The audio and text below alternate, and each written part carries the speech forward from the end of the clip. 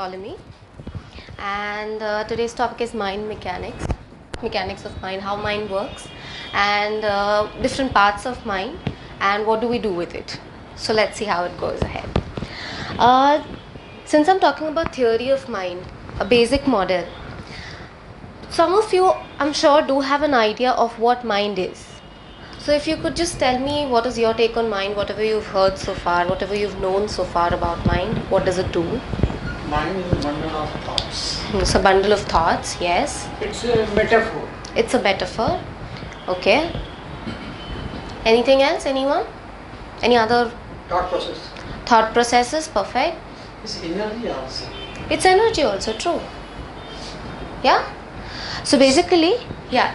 It's that part of soul which does the act of thinking.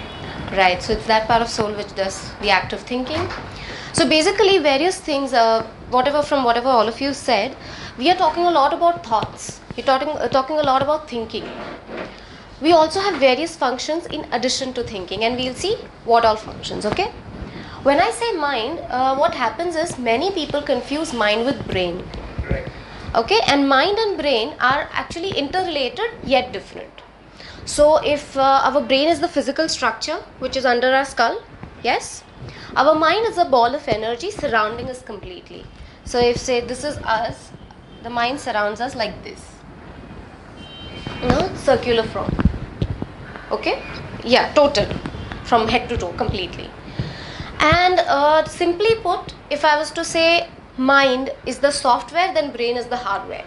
We cannot touch mind as such physically because it's not a physical structure. As I said, it's a ball of energy, and the center of it is the pit of the stomach. Now, all of us have, actually the center of stomach has gut, if you go to see. What is the function, physiological function of gut? To carry on the digestive processes.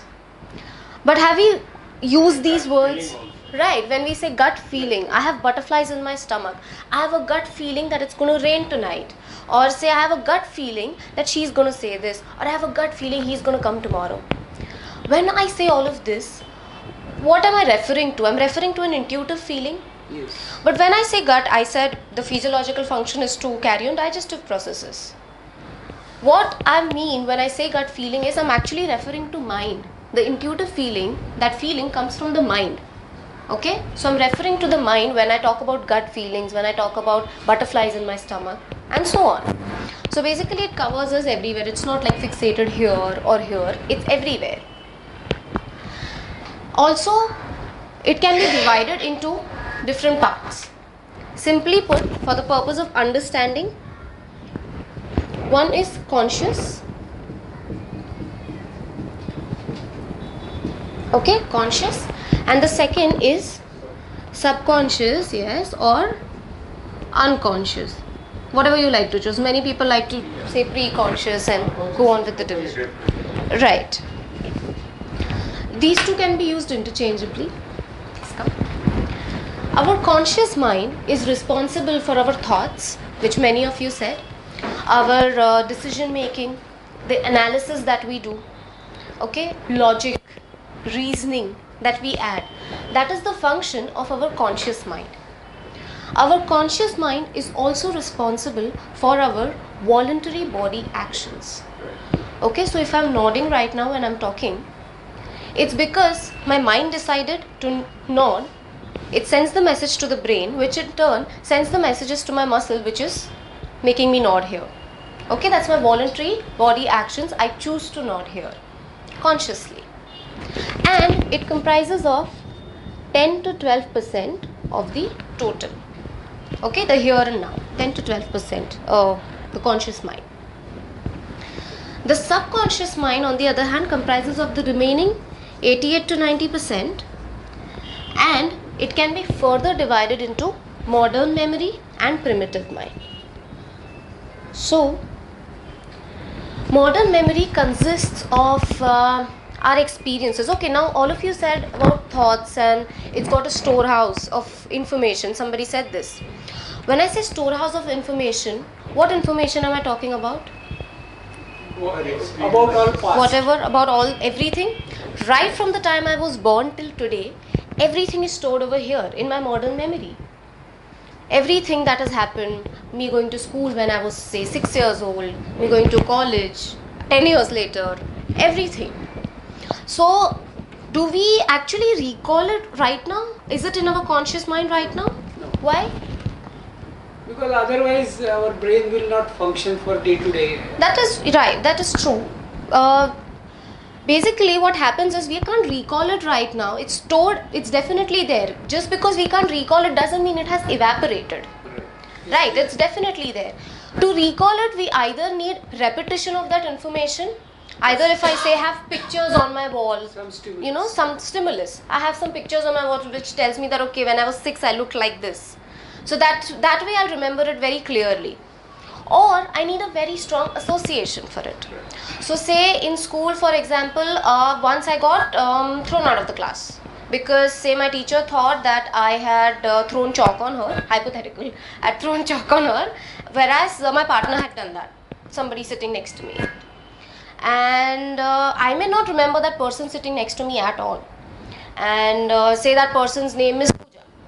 And I remember my teacher, for all you know, I may be, planning to wish her Happy Teacher's Day coming September. And somebody tells me, do you remember that Pooja? She got married recently.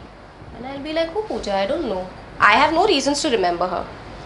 So then my friend will say, Arey, Pooja, the same one because of whom you were thrown out of the class, remember? And everything will come running back into my mind saying, okay, the same girl, she would do this, she would do that. All of that came into my mind very easily because I have an association with it. Alright? So the information can be brought to the conscious mind completely if you have association or if you have repetition. Then is the primitive mind. Okay? Primitive mind consists of, for the ones who believe in past life, consists of experiences of the past life. So all the experiences are stored over here. And also certain responses we are born with. Certain instincts we are born with, which are for the purpose of our survival. Those instincts, if anyone could tell me. Instincts. Fighting back or Fighting back and one more. Fight and fear. fight and flight. Fight and flight. Yeah, we are born with certain fears also, but for this purpose right now, fight and flight. These are our natural responses, natural instincts which are there for the purpose of survival, which even animals possess. We have seen lions. Lions are always in this fighting mode. They'll rarely fight running away. Okay, and rabbits are usually in the flighting mode. They will rarely fight, but they will always run away. Lions, on the other hand, you will not see a lion running away from a fight. The lion is always in the fight mode. Fighting, when I say fighting, the first thing that comes to mind is fight. The typical dishum, right? Yes? Yeah. Flight, on the other hand, is? Running away is what we spoke about. It need not necessarily be exactly in this context. Fighting could also mean that I'm facing the situation, dealing the situation in order to resolve it. And flighting could mean I am not facing the situation again in order to resolve it. Alright, so let's take an example. I have a very irritating boss and he gives me a lot of work. I cannot meet the deadline, it's just 3 days from now and it's too much work. So if I choose fight, I would just go to the boss and say, listen, whatever you've given is too much. I don't think it will happen in 3 days. I'm overloaded right now with work. So I don't think I will be able to do it. You either give me one more person or you just ask somebody else to do it altogether. I'm dealing with the situation by facing the situation, or maybe I take it up as a challenge and I'll try to prove my boss wrong in whatever ways. Flight, on the other hand, would be me not going to office, me falling ill. I'm not well actually, I'm not coming. Or I may not just face my boss, I may just look at the boss and I'll say, I didn't receive the email, I don't know. That's flight. Alright, can anyone give me examples of fight and flight from daily life, what they have done or maybe seen from people? Fight and flight. All of us do it, it's... Avoiding the issue, that is flight. Yes, avoiding the issue to resolve the problem. resolve. Yes. So any day-to-day examples that we have experienced or we have seen others doing it very freshly? It can be anything. मिलने का वादा करके नहीं आना. नहीं आना for some reason. Why do fight and flight instincts happen in the first place? Protective. It's for survival. So how does survival come into question? When there is a threat. So when there is a threat, when we see there is a perceived threat, we then decide to fight or flight, because our body gives us that additional energy to survive. So in olden days, taking the fight and flight principle, say when we were not as evolved as we are right now, if say an animal would come running to me, if I have the ability to fight the animal, okay, because it's a threat, right, for my survival, I will fight with the animal. But if there was some other bigger animal coming which I couldn't have possibly killed or fought with, then I would flight. That is my strategy of survival. What exactly happens in fight and flight? Our body is pumped up with a lot of energy and various chemical, physiological changes take place in our body. So our pupils dilate, heart beats faster. Yes. So when I'm talking about these instincts, these are actually a part, why am I saying these are a part of subconscious? It's stored there because actually the subconscious mind is also responsible for our involuntary body actions. So when I say heartbeats, it's not in my control. Am I making my heartbeat right now? Anyone over here who's making their heartbeats right now? Anyone? Yes or no? No. No? Sure? Because it's an automatic response, right? Blinking. Can I control my blinking? I cannot. Yeah, maybe for some time, but after that my eyes will start watering. Okay, so these are my automatic responses. Just like fight and flight, these are my automatic responses for my survival, which I'm born with. Okay? And then, if I was to move ahead with this, the physiological responses, the energy that I'm pumped in with, what will happen then? So, if I draw this, okay, over here, this is my normal energy level, neutral. This is how I am. Then, I am posed with a threat in the environment. Say, hypothetically, I'm scared of dogs. So, a dog comes running to me. I am pumped in with extra energy. So, if I choose to run, what will happen? The body will supply me with more energy and probably I'll be running so fast that I may win a 100-meter race also at that time very comfortably. Otherwise, which I may not be able to. So, my body gives me a lot of extra energy here. That's what happens in fight and flight. The thing is, we need to use this energy. Talking about the usage of energy, we push it a little ahead, rather rewind it a little behind and talk about where do fight and flight responses come from. Okay, so basically when I say fight and flight, these are actually governed by our autonomic nervous system. We just spoke about automatic responses. So fight and flight are actually governed by our autonomic nervous system.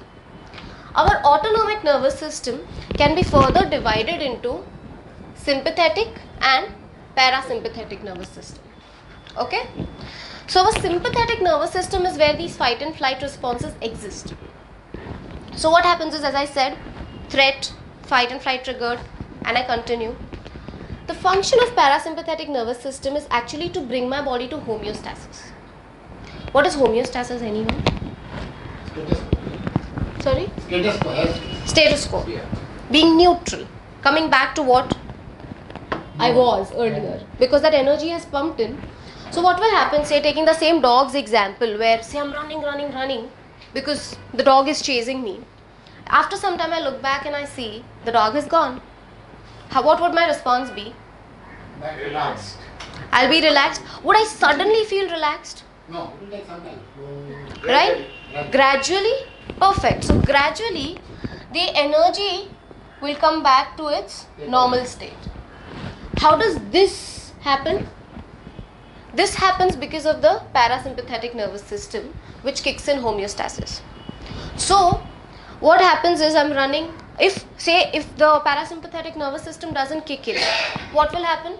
I'm running, okay, and this doesn't kick in. What will happen? You continue to take long. I'll continue running, which may even cause to death. Right? My heartbeat is elevated, my blood pressure is so high. I may die like that if I keep running, which is why when there is no threat, then the parasympathetic nervous system will kick in and my body will start becoming normal. So I'll pant, and then eventually it will calm down. Right? So that's when my body comes back to neutral by releasing the additional extra energy and bringing me back to normal neutral state, which is homeostasis. Alright?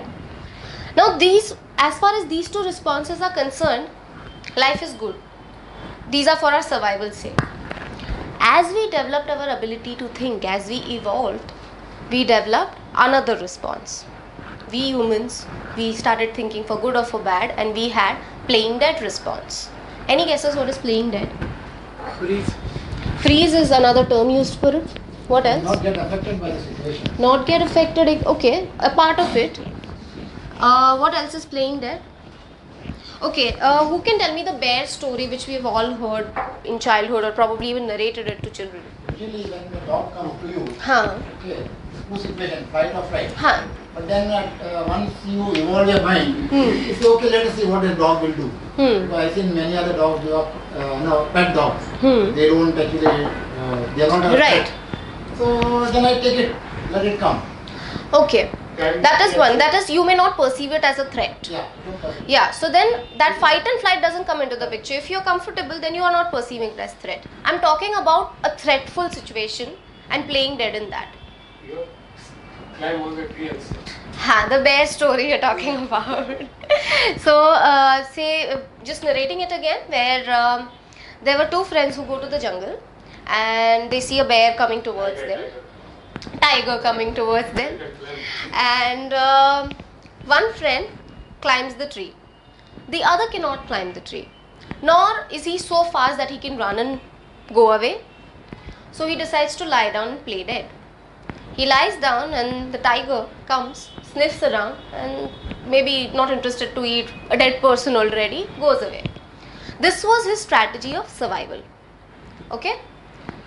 Now this was a temporary strategy of survival, after which he could have either ran away, which maybe in this case he did, or maybe say shot at the tiger taking a gun, killed the tiger. That is fighting. So actually playing dead is a strategy of survival for the time being, but it creates a problem when we continue playing dead. And we play dead in various areas, and all of us play dead at some point or the other, be it in a relationship, be it at work, be it with friends. So what happens in playing dead? Say, okay, there's a mother and she doesn't like it when her daughter makes plans with her friends and comes home late. She is very disturbed about the fact. And if she chooses flight, what would she do if she chooses flight? If anyone can tell me. Flighting. Okay, I'll say flight, you say fight. So when the mother chooses to flight, she may say, okay fine, I'm going to just put my daughter in the hostel. She goes out, whatever she does, at least I won't be there to see it. It's helping me deal with the situation by not, creating issues. What would be fight if she chooses the fight response? Make her to reason as to why she should come. Maybe she'll reason, maybe she'll shout at her, what is this, how can you do this? XYZ? Yes? If she plays dead, what will she do? She may not say anything at all. She may just think that, okay, my daughter, she's growing. It's okay. She'll understand. She may feel very disturbed from within. She will try to rationalize. No, I need to understand. She's uncomfortable, but still. And she'll continue doing that. At least she comes home. At least I get to see her. All of that keeps happening and she continues playing dead. Let's take another example. Say there is a person, say, okay, the same boss situation, fight, flight. Playing dead would be what? Okay, fine, my boss, I can't really, go and fight with my boss. I can't really leave my job. I have a family to look after. Playing dead would be to not say anything and just be there. And ek din aayega, I'll show you. Accept the situation.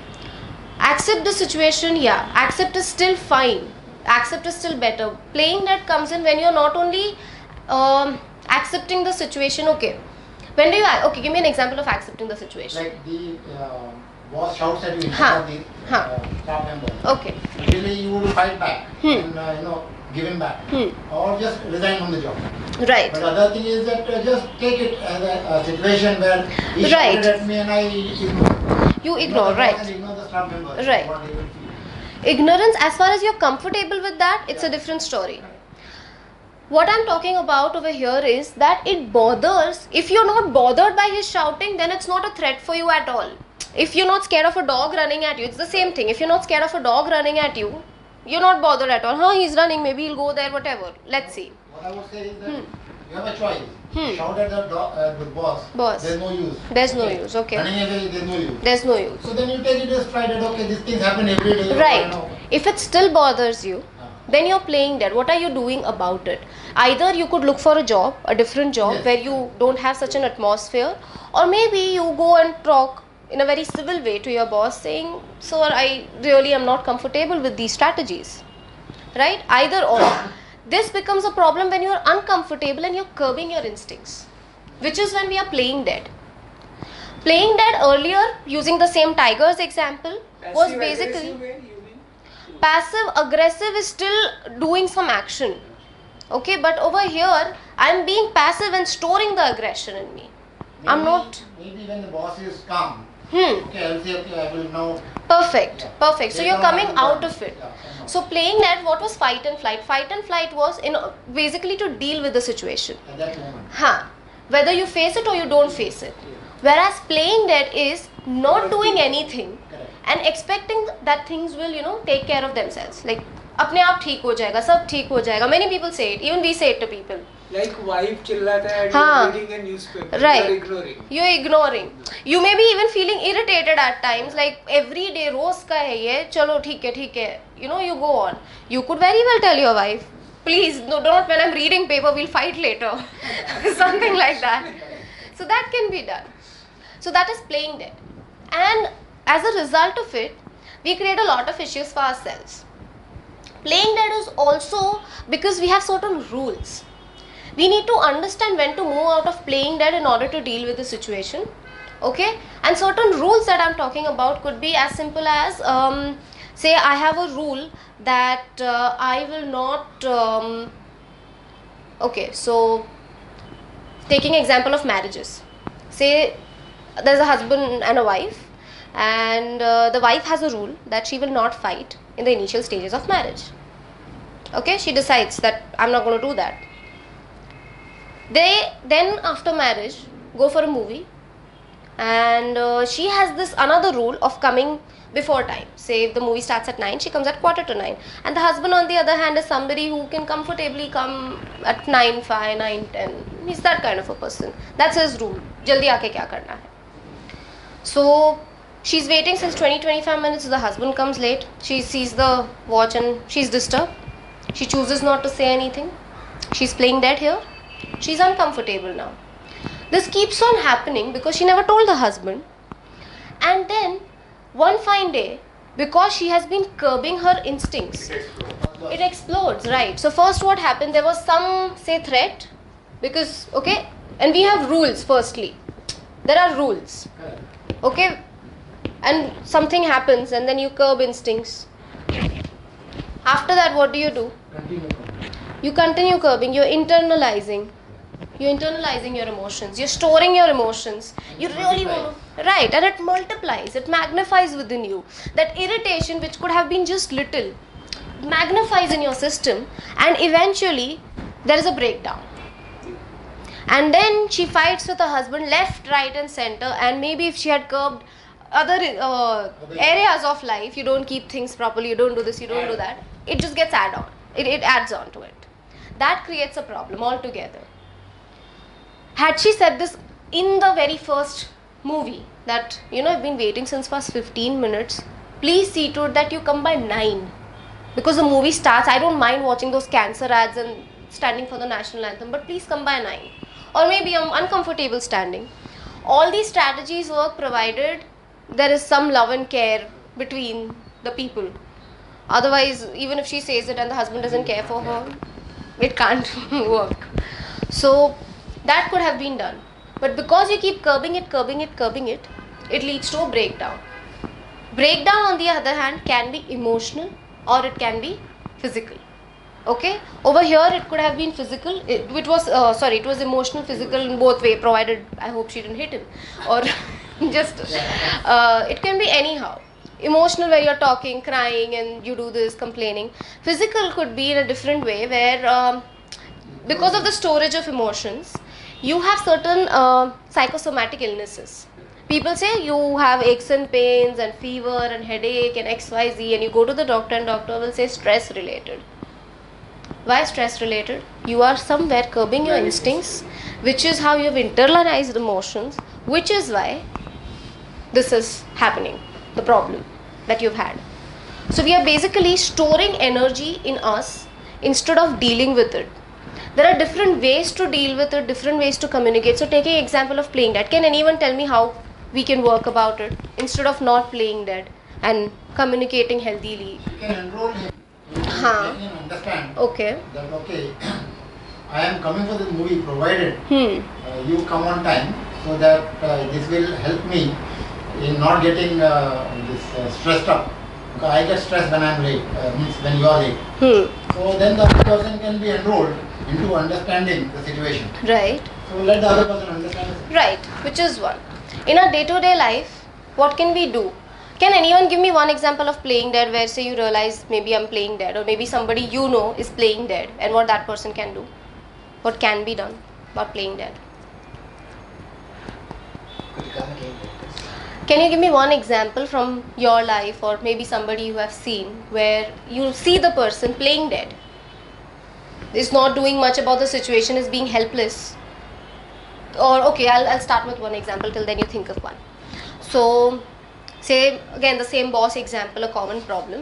So as you had earlier said, I am putting up with the behavior, with the bad behavior with my boss. I'm not doing anything, I'm playing dead there. Maybe today I realize that my boss is not in a very angry mood, he looks a little happy. Let me go and approach him today and let me tell him then. I'm looking for an opportunity to go and resolve my issue that I have. By that way, I'm at least giving 1% chance of my life becoming easier. I'm at least leaving that opportunity. बाद में झगड़ा और हुआ and he says something else is secondary, maybe not. But at least I'm giving a chance. Right? Many a times we don't even give that chance to ourselves. Right? So similarly, give me one example. Anyone? I tell my son that whenever you come home, you sweep the floor, which he plays bad. He just ignores. So yesterday I just called him and I showed him the dirt. And I kept quiet. And he just pointed out. And he took the broom. Of course, he did it with a little bit of reluctance, but he did it. Great. So instead of playing dead, like in this case, he decided to act. Anybody else? Any other example? Any area, work, personal, you've seen, anything. Getting into the train or something sometimes. Getting into the train? If there is too much rush, you first say whether not to go. Otherwise, you will force yourself to get in. But sometimes by playing that, we stand. We keep standing. In between, so that others can push me in. Yeah, hoping that maybe others will push me in, or maybe they'll just push you out and go in. So many a times people end up missing 3, 4 trains. All at a stretch. I missed 3, 4 trains. What are you doing? You know it's going to be crowded. Either you could have left early, just stretching your example. Either you could have left early, or you could have managed to push it. That way. Nice one. Anybody else? Something personal. This is not an actual thing, but which I am working on one particular article. It's about, like, especially in India, and the girl, marriage is always more like an arranged marriage. Right. They meet for the first time, and the expectation from the boy side is always something like dowry, something else. And, like in some cases, he is not satisfied about what he gets, starts harassing. And the girl's parents also say, the initial stage is happen. It is Right. A very nice example where many women many a times are playing dead in relationships. Taking a very typical example of marriages in India, where sometimes women are even beaten up by their spouses, tortured by the in-laws. They may seek help initially with by parents. I'm not happy, I can't put up with this. Parents may say it will be fine, ठीक हो जाएगा, थोड़ा time रहो, ऐसे थोड़ी divorce करते. The rule is you can't divorce. The rule is एक बार लड़की की शादी हो गई, you can't come back. Now the daughter is suffering there, but because you have this rule so strongly grained in you, you're not going to play with it. Yeah, you fear the stigma there. It's in a way a rule that we have made. Why were rules first made? The different rules that we had, they were made for a particular reason. But are those rules very relevant today is the question, and in what context? You shouldn't break marriage so that that man-woman relationship, it's there for the sake of children and so on. But if it's getting so traumatic for one or the other partner, I don't think it makes any sense for anybody living there. But still, people insist. Women continue living there and they are playing dead. Either they are not financially independent or they are staying there for their children's future in whatever context. So they play dead, take whatever, hoping that one fine day my husband will wake up in the morning and realize that he shouldn't be doing this. This happens in daily soaps. This may or may not happen in your real life. But we do know certain cases where such things do happen. Right? So that is playing dead. And can anyone tell me how do we avoid this kind of breakdowns that we have? One is obviously negotiating, dealing, and otherwise the immediate frustration that we have, how can we help ourselves deal with it? Find alternatives. Find alternatives. Like a lady she's staying in hell with the husband. Okay. But her parents does not want her. Because the society will say, "Hey, she has come back." Right. So she has an alternative to stay as staying just in some other place. Okay. Because she is working. Right. And if she is not working, then she can look for a job. Then she can be independent. Okay. That is one strategy you're going about. Expressing your emotion and by understanding others' personality in Right. a proper way, so that it will not be hurting to him. Right. But he will realize that immediately something is done wrong. Right. Which can work sometimes, definitely. And there are different ways of venting our emotions. How we help ourselves, which can be done on a daily basis. Some of the things can be done on a daily basis. One could be when, usually children are taught this, when you're very angry, go punch a pillow. Even adults do it, punching Even pillows. in Western, some of the companies Yeah, they keep punching. However, when I spoke, go and punch that. However, it may create an association also. Yeah. You are angry, you're looking at something to punch, you have the strong words to go and punch. So we need to be careful that punching shouldn't become a habit. Once in a while it's understandable, it's better than breaking a glass. Then if I say, okay, so I'll write, say, punching pillows. Then talking it out to someone, or in this case we already gave an example, talking out. What else can we do? Go for a movie, we distract ourselves or engage in activities. Even breathing can help. Deep breathing can be done, yes. Provided if you are in a, I'll talk about it. Provided you are in a very, try to bring yourself first in a neutral, happy state before you engage in breathing or any kind of meditation. Meditation or hypnosis is very good, very helpful, very, very beneficial, but do not do it in a negative state, ever. So if you have a fight or if you're just arguing with someone, do not straight away go and sit in meditation.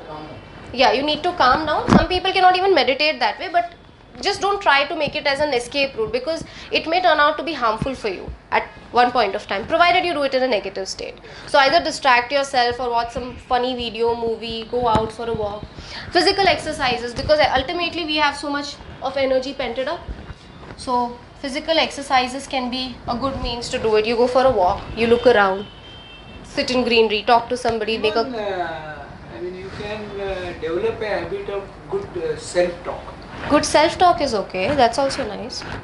Affirmation. No, Affirmation. not affirmation. Self-talk means dealing the situation, moving back and in retrospecting whether what to Analyzing the situation. Analyzing the Change your situation. choice. Like Analyzing the, it's actually one of the therapeutic techniques that you apply, provided you have that presence of mind at that point. So you can look back, you go back to that time when this unpleasant situation happened and think back, see it from an objective perspective as to what routes. different routes, what could have been done differently by me, and you only see what you could have done differently, not the other person. Otherwise, based on your own based on, yeah, because why do we not see how other person could have dealt with? Why do we not see that? Because you cannot find out his perspective. Yeah, we cannot modify his perspective But there. you can see. We can see what he's doing, but we cannot find, modify. So say if I've had a argument with my father or my mother, and if I look back to think, if I retrospect and think, why did this conversation go wrong? So I can see, okay, fine, probably this tone that I used, these words that I used may have hurt them. So I shouldn't have spoken like that. They may have said equally nasty things to me, but Can I change that? It's them. I cannot be changing them. So I can take care that next time, let me use my responses, my words, my language in a different way so that this doesn't happen. Simple thing. And Yeah. see the intention. If And see the is intention. good, then- Intentions are always good. Intentions are always good. No, maybe some other person's intention may be just to dominate you, or it could be. Possible. And by way of talking and dealing body language, you can understand his intention. Sure. So by doing that, I will come to know where I am faltering and avoid making the same mistake. At the max it will not work, I'll find another way. So there's always another way to go for. And another thing that we can do is say physical, and then self-hypnosis and meditation that we were talking about. It's not very healthy to engage in self-hypnosis or meditation, as I said earlier, when you are in a negative state of mind. So do any of these activities, do some physical activity, and then engage in self-hypnosis or meditation. And you can either write, draw. Some people are very artistic. You can even draw, create art. There's a total meaning of therapy. Art therapy is one. There is creative writing therapy also. So art is when you create some, it's a good way of catharsis. Many people, they like to express themselves like that. उस बहाने अच्छा drawing भी बन जाता है. So you go draw something. And creative writing is many times what in creative writing therapy they do is your situation is made to be written in a poetic way. So you write it in a slightly poetic way of whatever happened, rhyme 2 lines, or just write out catharsis, whatever you feel. However, many people who maintain diaries, they complain that they feel very sad after that. Can anyone tell me why? Because you are reliving whatever happened. After the diary. So while you are there, when you write it, it's a good way to, rather than going and abusing somebody, it's a good way to instead just write it down, donkey, monkey, whatever you want to write. You finish writing that and you need to tear it and throw it. Right. You need to tear it and throw it, because if I see whatever I had written later, I may feel very guilty and bad. That, oh my God, I actually said this, I actually wrote this. I was so horrible. Unless you want to form like an autobiography on your sad memories and sad events that happened, it's a different thing. But it's very important to tear those pages off, because it's like putting your garbage in the dustbin and hugging the dustbin and sleeping in the night. We're not doing that, right? So it's important to tear those pages off. Okay? So any questions so far for anything? Anything anyone would like to share? About any of the